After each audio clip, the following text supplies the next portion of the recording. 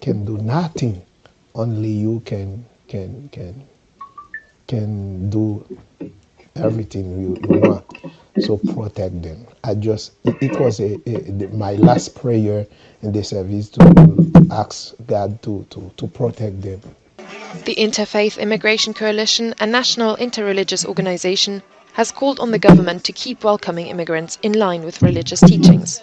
Yet with the executive orders overhauling large parts of the immigration system signed by Trump, the future remains more uncertain than ever for Haitians in the US.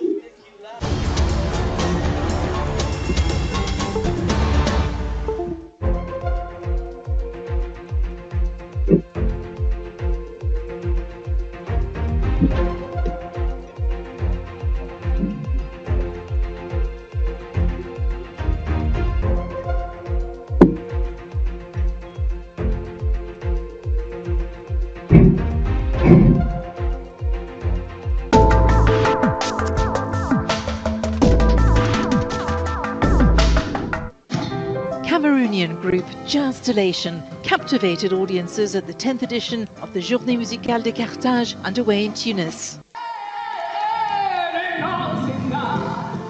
This group of 5 musicians with singular backgrounds and talents share a passion for jazz. Their project, Karma Standards, revisits Cameroon's rich musical heritage, reinterpreting it through universal jazz codes. It's an initiative spearheaded by the talented singer Gaël Wanji. La musique camerounaise, elle a bercé toute mon enfance. I grew up listening to Cameroonian music. My father's a guitarist and passed on his passion to me through his record collection. When I entered the world of music, I discovered jazz, a universal and unifying language. And it inspired me to revisit Cameroonian music standards and adapt them to the jazz style. It's a musical genre that is still little known in many parts of Africa, and Jazzstellation creates a unique encounter between it and music from Cameroon. Le jazz vient de l'Afrique. Jazz has its roots in Africa, even if it was popularized in the United States. We chose this genre because it's universal. Our aim is to offer a new interpretation of the songs that Cameroonian audiences already know, while at the same time making this music accessible internationally. Whatever the country, we want people to be able to find themselves in this music.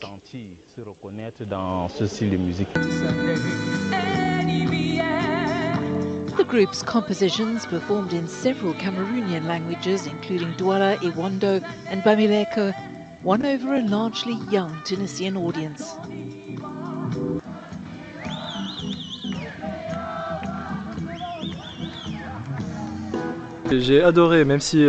I loved it, even if I don't understand all the lyrics. The energy was there and it came through. L'énergie, elle est passée. With a 14-track album entitled Karma Standards already available, the group has great plans for the future.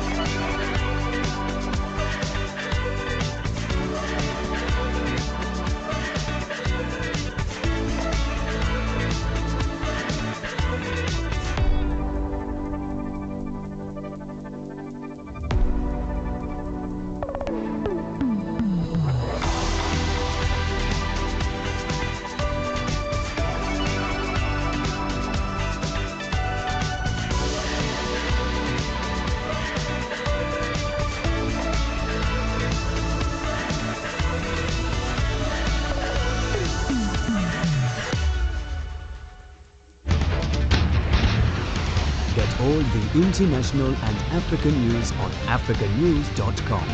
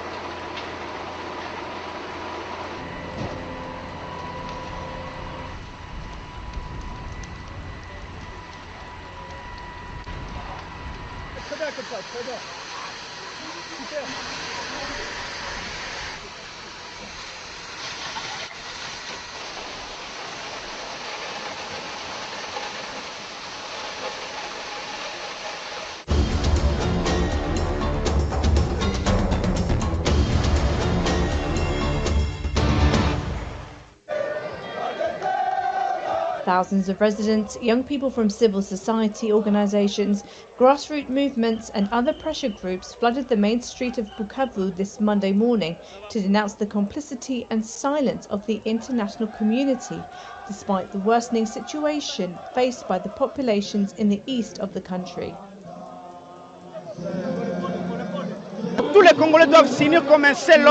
All Congolese people should unite as one to block this Rwandan aggression, to reject what we are today, and to say no to Rwandan annexation.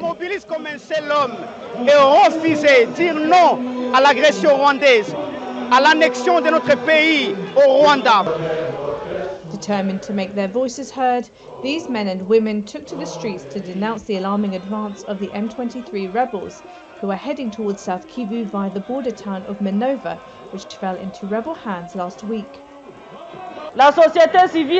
Civil society is disappointed that the extraordinary meeting of the UN Security Council didn't result in a binding resolution. Despite calls for a ceasefire and the immediate withdrawal of Rwandan troops from Congolese soil, these troops continue to advance. The humanitarian situation is catastrophic and deeply concerning, as thousands of displaced people fleeing the fighting are facing an unprecedented crisis. Tensions remain palpable in eastern DRC, and the citizens' march shows that the population of South Kivu will not remain passive in the face of insecurity. People fleeing fighting in the Eastern Democratic Republic of Congo amid huge advances by the Rwanda-backed M23 rebels. As their misery continues at the United Nations, Kinshasa and Kigali blamed one another for the conflict, which has created one of the world's largest humanitarian crises. Additional Rwandan troops have crossed the boundary markers 12 and 13 of the border, crossing between Goma and Gisenyi, penetrating into our land in broad daylight, in open and deliberate violation of our national sovereignty. It's a frontal aggression, a declaration of war, which no longer hides itself behind diplomatic maneuvers. In Goma, the armed forces of the Democratic Republic of Congo, supported by troops of the United Nations and SADC, are defending the city and its population on several fronts, with the courage and determination that the noble cause of defending one's legitimate right to exist can inspire. Kigali, for its part, blamed the fighting on Kinshasa's support for the Democratic Forces for the Liberation of Rwanda. The group was founded by Hutus who fled Rwanda after taking part in the 1994 genocide of Tutsis and moderate Hutus. For the last 3 decades, instability, attacks, infiltration, sharing, and loss of life due to armed groups' activities on Rwandan territory have come singularly from across the border from DRC. Why is DRC preserving FDLR, making it a strategic ally? DRC must disengage, neutralize, and completely expel FDLR from its territory so that we can have peace. The Security Council demanded that external forces in the region withdraw immediately. The United States cannot afford to be a bystander in the current conflict in Congo, a political analyst warned on Monday. The warning comes as Rwanda-backed rebels claim they captured eastern Congo's largest city, Goma. This conflict has multiple dimensions. It's a geopolitical theater of confrontation between multiple actors. It has strategic mineral resources. People are fighting over the spoils of who controls what. And so the United States cannot afford to be a bystander. It needs to assert itself more. It needs to bring about its full ability to convene, first of all these parties and bring together some kind of a peace process, but also to put pressure on the parties. The M23 rebels announced the city's capture in a statement minutes before a 48-hour deadline expired that had been imposed by the group for the Congolese army to surrender their weapons. The DR Congo crisis is quite big. The potential for that conflict sucking in many of the neighboring states is very high. Rwanda is deeply involved in DR Congo. And right now we are hearing reports about the capture of Goma. This potentially is a very combustible situation. Now, in a normal situation, America would have been one of the first countries to actually intervene and put out a comment and say to all the parties, look, all the eyes of the international community is on you, please step back. We haven't seen so far a Trump interest in the DR Congo, but probably it's just a matter of time. According to a UN report, over a third of the population of North Kivu province, where Goma is located, are currently displaced, and the capture of Goma will likely to exacerbate the situation.